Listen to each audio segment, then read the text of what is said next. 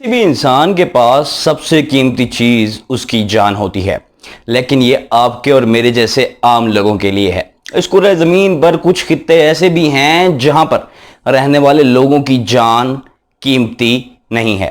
یہ خطے ہیں کہ جس طرح سے فلسطین، کشمیر اور ہمارے پیارے پاکستان کا حصہ بلوچستان۔ 13 اگست کو بلوچستان کے علاقے تربت میں ایک واقعہ ہوتا ہے۔ ایک ایف سی کانوائے کے اوپر ریموٹ کنٹرول بم سے ایک دھماکہ ہوتا ہے، اور کیونکہ یہ شبہ کیا جاتا ہے کہ ریموٹ استعمال کرنے والا شخص نزدیک ہی ہوگا، اس شک کی بنا پر ایک نوجوان کو کھجور کے فارم سے، جہاں وہ اپنے والدین کے ساتھ یعنی کہ اپنے والد کے ساتھ کام کر رہا تھا، ایک ایف سی نوجوان اس کو گرفتار کرتا ہے، اس کو باندھتا ہے، گھسیٹتا ہے اور اس کو 7 سے 8 گولیاں مار کر شہید کر دیتا ہے۔ سارا واقعہ صرف اور صرف شک کی بنا پہ ہوتا ہے، کیونکہ بلوچ لوگوں کی زندگی اتنی زیادہ قیمتی نہیں۔ یہ سائیکی بن چکی ہے ہماری فوج کے کچھ نوجوانوں میں۔ یہاں ایک بات یہ بھی آپ کو میں بتا دوں کہ کسی ایک فرد کی غلطی کو پورے ادارے کی غلطی نہیں مانا جا سکتا۔ اسی آرم فورسز نے پاکستان میں کراچی کے گٹروں کی صفائی سے لے کر پشاور میں شہید ہونے والے بچوں تک قربانیاں دی ہیں۔ اسی آرم فورسز نے پاکستان کے علاقوں کو ظالموں کے قبضے سے آزاد کروایا ہے، اور یہی پاکستان فوج دنیا میں ظلم کے خلاف ایک آواز بھی ہے۔ لیکن آخر ایسا کیوں ہوا؟ یہ واقعہ ہونے کی اصل وجہ ہے بلوچستان میں کی جانے والی محرومیاں، جس کے ذمہ دار ہم لوگ خود ہی ہیں۔ یہ حالات کہیں کسی دوسرے بنگلہ دیش کی طرف تو نہیں لے کے جا رہے؟ اس حوالے سے کیوں ہمارا مین سٹریم میڈیا ہائی لائٹ نہیں کرتا ایشوز کو؟ کیوں بلوچستان کو آج بھی محرومی میں رکھا جا رہا ہے، اور کیوں بلوچستان کی جانوں کو عام جانوں سے کم ویلیو دی جاتی ہے؟ یہ آج کی اس ویڈیو میں بات کرنے والا ہوں کہ آخر کیا وجوہات ہیں جو بلوچستان میں محرومی کا سبب بنی ہیں۔ بلوچستان کے ان سب حالات کا اصل ذمہ دار اور سب سے پہلا ذمہ دار بلوچستان میں موجود سرداری نظام ہے۔ یہ سرداری نظام آج سے بگاڑ کا شکار نہیں ہے۔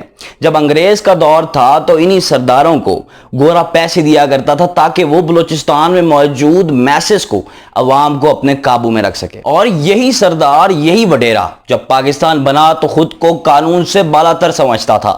کبھی اسٹیٹ کی اتھارٹی کو چیلنج کیا گیا اور کبھی خود کو قانون ہاتھ لینے تک کے اختیارات سے بالاتر سمجھا۔ اسی وڈیرے نے خود بلوچ لوگوں کے ساتھ بڑے ظلم کیے ہیں۔ اسی وڈیرے نے پاکستان کے خلاف بغاوت کی چنگاری سب سے پہلے جلائی تاکہ یہ اپنے ذاتی مفادات کو پرموٹ کر سکے، اور یہی وڈیرا نظام آج بھی۔ اور جب یہ وڈیرے جب الیکشن جیت کے بلوچستان سے پاکستان کی اسمبلی میں آتے ہیں تو کیوں بلوچ لوگوں کی آواز کو نہیں اٹھاتے؟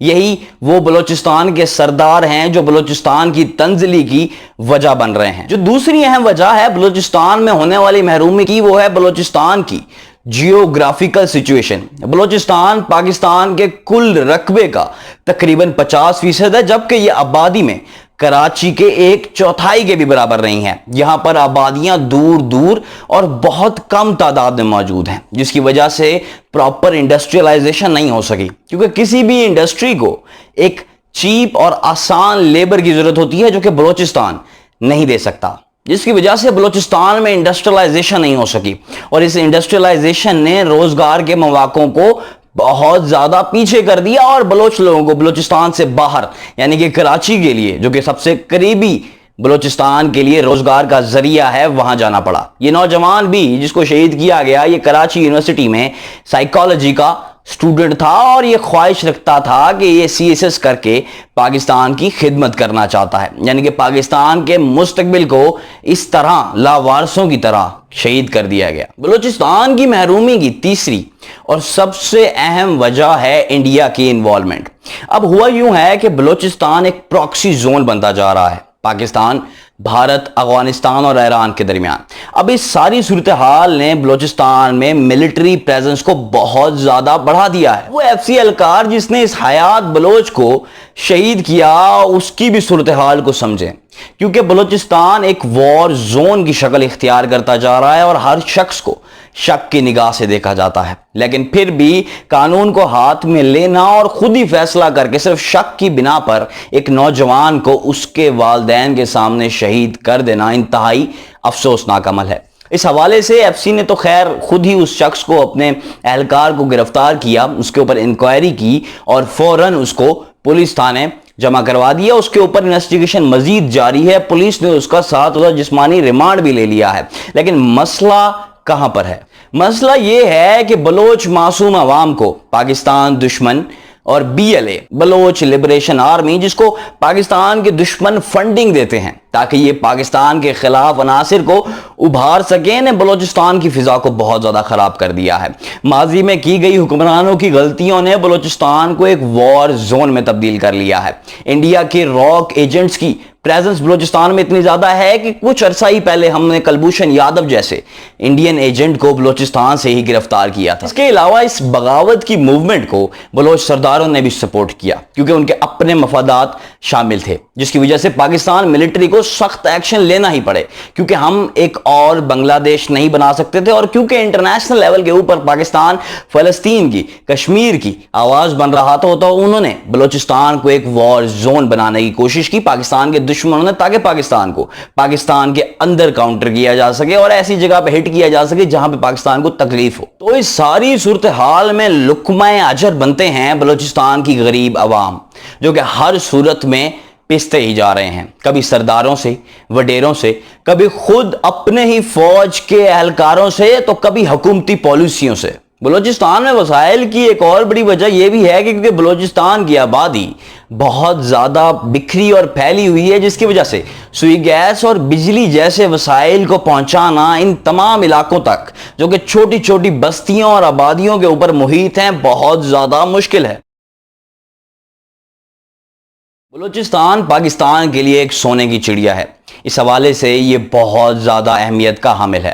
بلوچستان کے اندر سونے کے ذخائر موجود ہیں، نیچرل سوئی گیس اور تیل کے وسائل موجود ہیں، اس کے علاوہ گوادر جیسی دنیا کے لیے انتہائی اہم بندرگاہ بھی بلوچستان کے اندر موجود ہے۔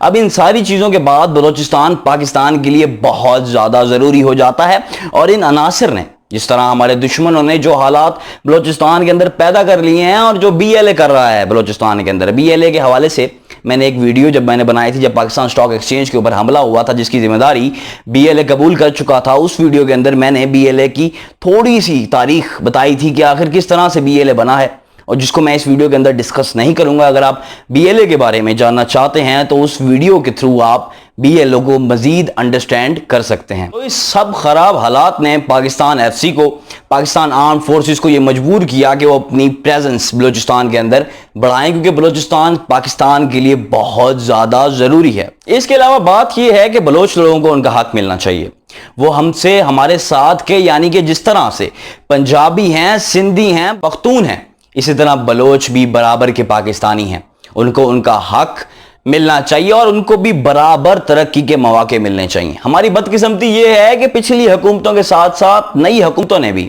بلوچستان کی ترقی کے لیے کوئی خاطر خواہ کام نہیں کیا، اور بلوچستان کا آنے والا ہر حکمران صرف اپنی جیب اور اپنے پیٹ کے لیے سوچتا رہا ہے، اور بلوچستان کو آج بھی اگنور کیا جا رہا ہے۔ اگر میری نظر سے دیکھیں تو بلوچستان کے اس مسئلے کو کئی طریقوں سے حل کیا جا سکتا ہے۔ ان میں سے ایک طریقہ میں آپ کے سامنے پیش کرتا ہوں، جس سے بلوچستان کی محرومیاں کافی حد تک کم ہو جائیں گی۔ سب سے پہلی بات تو آپ یہ انڈرسٹینڈ کریں کہ سی پیک نے بلوچستان کے حالات پہلے سے تو کافی زیادہ بہتر کر لی ہیں، ایک بہتر اپرچونٹی بلوچستان کے اندر پیدا ہو رہی ہیں، لیکن پھر بھی بلوچستان رقبے میں بہت زیادہ بڑا ہے، تو حکومت کو یہ چاہیے کہ وہ بلوچستان کے اندر نئے شہر آباد کرے، اور جو ارد گرد کی چھوٹی بستیاں، آبادیاں ہیں، ان کو انکریج کیا جائے کہ وہ ان شہروں میں آ کے آباد ہوں، اور ان شہروں کے ساتھ انڈسٹریل زون بنائے جائیں، فری اکنامک زون بنائے جائیں، ٹیکس فری زون بنائے جائیں، تاکہ ایک روزگار کی فضا قائم ہو سکے۔ ان لوگوں کو ایجوکیشن دی جائے تاکہ ان کا ذہنی اور سماجی معیار بہتر ہو سکے، تاکہ ان کی معاشرے میں، پاکستان کی سول سروسز میں، پاکستان کی آرم فورسز میں ان کی پریزنس بڑھ سکے۔ تاکہ بلوچ اپنی محرومی سے نکل سکیں اور ایک پاکستانی کی طرح زندگی گزاریں۔ ان سب میں بلوچ عوام کے لیے بھی ایک پیغام ہے کہ خدا را ان ملک دشمن عناصر کے پاس مت جائیں، ان کی طرف اپنا جھکاؤ مت پیدا کریں، کیونکہ وہ صرف آپ کو مزید انتشار اور تکلیف میں ڈالیں گے۔ آپ پاکستان فوج کو نہیں شکست دے سکتے، آپ بیرونی عناصر کے ساتھ مل کر بھی پاکستان فوج کو نہیں شکست دے سکتے، اور اگر آپ اپنے ملک سے غداری کریں گے تو آپ کا انجام اچھا نہیں ہوگا۔ مانا کہ بلوچستان لوگوں کے ساتھ ظلم ہوئے ہیں، بہت زیادتیاں ہوئی ہیں، اور یہ زیادتیاں کسی ایک دن میں نہیں ہوئی، زیادتیوں کی پوری ایک داستان ہے، کہانی ہے، اور ہر ایک دن گزرتا ہوا دن ایک نئی داستان کو جنم دیتا ہے۔ میں مانتا ہوں کہ یہ حالات ٹھیک نہیں ہیں، ان حالات میں کچھ بھی ہو سکتا ہے، کوئی نیا کلچر بلوچستان کے نوجوانوں میں آ سکتا ہے، لیکن خدا را ہوش کے ناخون لیں۔ پاکستان اس سسٹم کے ساتھ، اس سسٹم میں بہت سے مسائل ہیں، لیکن اس سسٹم کو آپ سسٹم کے اندر آ کے چینج کر سکتے ہیں۔ سسٹم سے باہر سے آپ سسٹم سے نہیں لڑ سکتے، سسٹم سے لڑنے کے لیے آپ کو سسٹم کے اندر آنا پڑے گا۔ تو بلوچستان کے نوجوانوں کو چاہیے کہ وہ پاکستان میں، پاکستان کی سول سروسز کے اندر، پاکستان ملٹری کے اندر، پاکستان جوڈیشری کے اندر آئیں، پاکستان کا پہیہ بنیں، پاکستان کو چلائیں، اور اس طرح سے اپنے صوبے کا حق حاصل کریں، اس طرح سے بلوچستان کے حالات اور واقعات کو بہتر کریں۔ تو یہ تھی میری ویڈیو شہید حیات بلوچ کے حوالے سے۔ ایک بہت بڑا ظلم ہوا، لیکن اس میں کسی ایک شخص کی غلطی تھی۔ اب اسے ایک شخص کی غلطی کو میں پورے ادارے کو بلیم نہیں کر سکتا، کیونکہ یہ وہی ادارہ ہے جس نے پاکستان کے لیے بے شمار قربانیاں دی ہیں۔ آج بھی بارڈر کے اوپر، فرنٹ لائن کے اوپر پاکستان کا فوجی ہی شہید ہوتا ہے۔ آج بھی جب تحریک طالبان پاکستان جیسے ناسور پاکستان میں سر اٹھاتے ہیں تو ان سے پاکستان کا فوج ہی لڑتا ہے۔ آج بھی اپنے بچوں کی قربانی، جب پشاور سکول کا انسیڈنٹ ہوا تب بھی فوج نے ہی دی تھی۔ تو فوج کے خلاف ایک نیگیٹو پروپیگنڈا جو کہ پچھلے کچھ مہینوں سے سوشل میڈیا کے اوپر چل رہا ہے، اس سے اجتناب کریں۔ ہماری فوج ہمارے لیے باعث فخر ہے اور ہماری پہچان ہے، اور میری ان حکمرانوں سے بھی یہ درخواست ہے کہ خدا را بلوچستان کو دیکھیں، حالات بہتر کریں، کہ کہیں صورتحال ہاتھ سے نکل نہ جائے اور کہیں ایک دوسرا بنگال بنگلہ دیش نہ بن جائے۔ خدا را ہوش کے ناخون لیں۔ تو یہ تھا میرا آج کا کانٹینٹ۔ میں امید کرتا ہوں کہ آپ کو پسند آیا ہوگا۔ اگر آپ کو پسند آیا ہو تو یہ ویڈیو لائک کر دیجیے گا، شیئر کر دیجیے گا، اور کمنٹ کر کے اپنی رائے مجھے ضرور بتائیے۔